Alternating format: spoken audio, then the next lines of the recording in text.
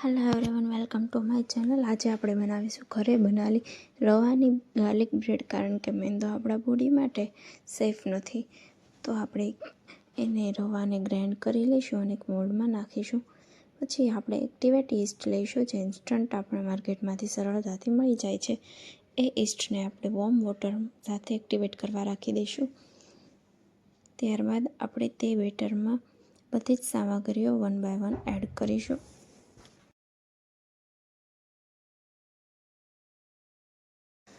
આપણે ઈસ્ટમાં sugar add કરીશું તો આપણું ઈસ્ટ જલ્દીથી એક્ટિવેટ થશે.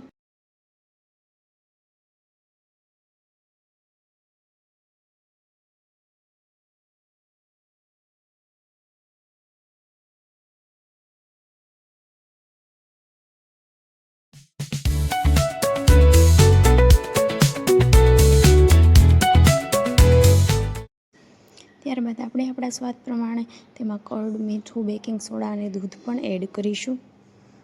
બધું એડ કર્યા બાદ તેને એન્ટી ક્લોકવાઇઝ whip કરીશું અને સાથે સાથ તેમાં આપણે એડ કરીશું એક્ટિવેટ કરેલું ઈસ્ટ.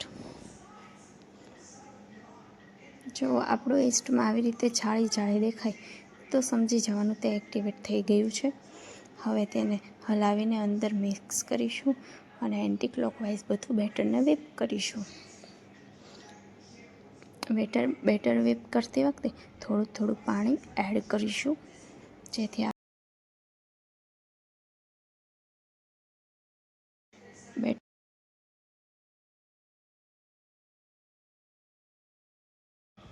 પછી તેમાં આપણે 3 થી 4 ચમચી ઓઇલ એડ કરીશું અને ફરીવાર બેટરને whip કરીશું. પછી મેં એક ગ્લાસ મોલ્ડ લીધો છે, તેમાં ઓઇલ ગ્રીસ કરીશું અને પછી આપણું બેટર એમાં એડ કરીશું. આપ વિડીયોમાં જોઈ શકો છો કે બેટરની કન્સિસ્ટન્સી કેવી રીતની છે. આપણે તે રીતે તમે બનાવી શકો છો. પછી હું ઓવનને પ્રીહીટ કરીશ. ઓવન પ્રીહીટ કર્યા બાદ થોડી વાર રહીને હું એમાં આ બેટરને મૂકી દઈશ.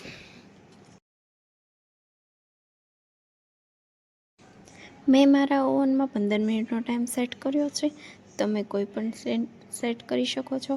પછી હું એક પમ્પકિન લઈશ, તેને કટ કરીશ અને તેને પીલ ઓફ કરી દઈશ. ત્યારબાદ તેના સીડ્સ પણ અલગ કરી દઈશ. ત્યારબાદ બધા પમ્પકિનને ટુકડાઓને નાના પીસીસમાં કટ કરીને તેના પર ઓઇલ ગ્રીસ કરીને ડ્રાય રોસ્ટ માટે હું એર ફ્રાયરમાં મૂકીશ. સાથે થોડું લસણ પણ ફોલીશ. હવે આપણે પમ્પકિનના ટુકડા થઈ ગયા છે રેડી. તેને આપણે ગ્રીસ કરીશું ઓઇલ વડે અને ત્યારબાદ તેને એર ફ્રાયરમાં એડ કરીને ડ્રાય રોસ્ટ થવા માટે મૂકી દઈશું. જો તમારી પાસે એર ફ્રાયર ન હોય તો તમે ઓવનમાં પણ ડ્રાય રોસ્ટ કરી શકો છો.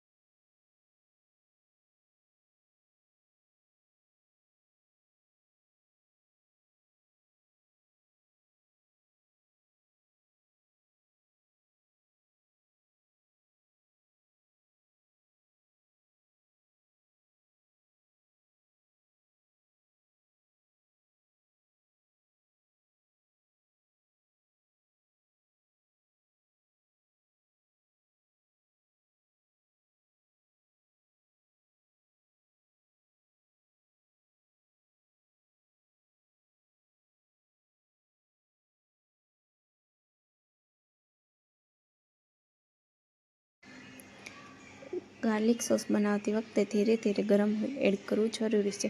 તમે જોઈ શકો છો કે હવે આ બધા રોસ્ટેડ પમ્પકિન્સ રેડી થઈ ગયા છે. તેમાં થોડુંક કર્ડ નાખીશું, થોડુંક ગાર્લિક પેસ્ટ નાખીશું અને મસાલો નાખીશું. આ ચાટ મસાલો પણ મેં ઘરે જ બનાવેલો છે. તમારી પાસે જો લાંબો મોલ્ડ હોય તો તમે જૂના વિડીયોમાં જોઈ શકો છો. ત્યારબાદ આપણી ચટણી થઈ ગઈ છે તૈયાર. એની ઉપર લેમન સ્વીઝ કરી દઈશું. ઓકે, આપણી આ ચટણી રેડી છે. પછી આપણે તે બ્રેડ ઉપર ગાર્લિક લગાવીશું, ગાર્લિક સોસ લગાવીશું. ત્યારબાદ એની ઉપર થોડુંક ચીઝ લગાવીશું. ચીઝ નાખ્યા બાદ જો તમે રો ચીઝ પસંદ આવતું હોય તો રો ચીઝ પણ ખાઈ શકો છો અને ફરીવાર બેક કરવું હોય તો ઓવનમાં પણ બેક કરી શકો છો.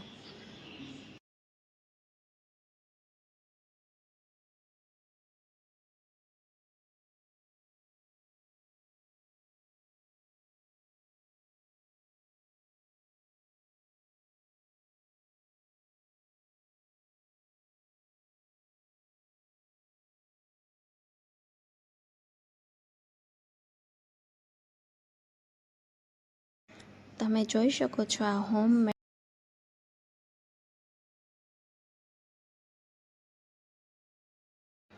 નો મેંદા ઓનલી રવા હોમ મેડ ગાર્લિક બ્રેડ તૈયાર છે આપણી. તમે આને ગિલ્ટ ફ્રી એન્જોય કરી શકો છો અને તમે હેલ્ધી લાઈફસ્ટાઈલમાં પણ આ રેસીપી એડ કરી શકો છો. તેની ઉપર આપણે સિક્રેટ ઇન્ગ્રીડિયન્ટ્સ તમને બતાવ્યો તે મસાલો પણ નાખીશું. Thank you for watching all. Please subscribe.